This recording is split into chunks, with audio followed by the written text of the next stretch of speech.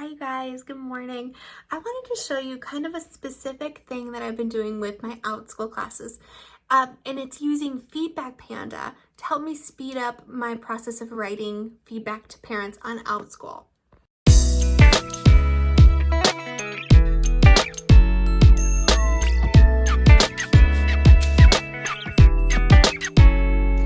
So just a quick note, no feedback is required on Outschool. But I really think it makes a big difference. It really helps you connect with parents. Parents understand why you're teaching what you're teaching. It really is good for building a relationship. So for every class, I write like a really short paragraph for feedback, and then I just copy and paste it into the classroom and they can see what we read or what we studied and why. So here's the thing. Now I'm teaching 3 of the exact same math class, 3 of the exact same reading class. And so I found myself typing the same feedback over and over. And I'm like, this is not efficient. I got to find a better way. So I use a program called Feedback Panda for my other company, VIPKID. And I'm like, there's got to be a way to use this for Outschool. And I want to show you how I'm using it. I do not know if this is like the right way to use it or the best way to use it, but it's working really well for me. So if you have a class that you teach over and over and over, like a one-time class that you teach once a week, or ongoing class that you teach like multiple sections of, maybe this will help you. Let me show you what I do. Okay, so this is my Feedback Panda dashboard, and up here you can see this is my VIPKID tab. Now you can create a new school.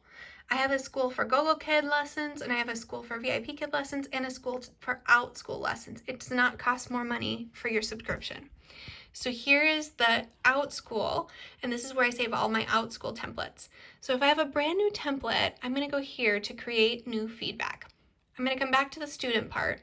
Then I'm going to go to select the course. Now I'm going to create a new template for a course I've already created, and it is my author study course. So I'm going to select this course. This is an old template. I'm going to create a new template. The author we're studying this week is Kevin Hinkes. Let me type this out and then I'll show you what I do. Okay, so I wrote a really generic template for my class, just a couple paragraphs. You always have to generate a male template, a female and a male template, even though I usually don't make it gender specific. Then go down to create this template. So now there's my course, there's my template, and I can create my student. Now I don't write specific feedback for each separate student. So sometimes I just write like student, and then it doesn't even fill in because I didn't put a place. I already wrote in the kids' names. Then you can go to copy feedback and save.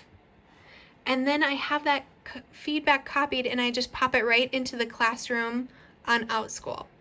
Now, next time I teach this class, it will be right here on Feedback Panda for me to find. So I could go to create new feedback and I could go to select, I'll pick the course, and there it is. It's right there.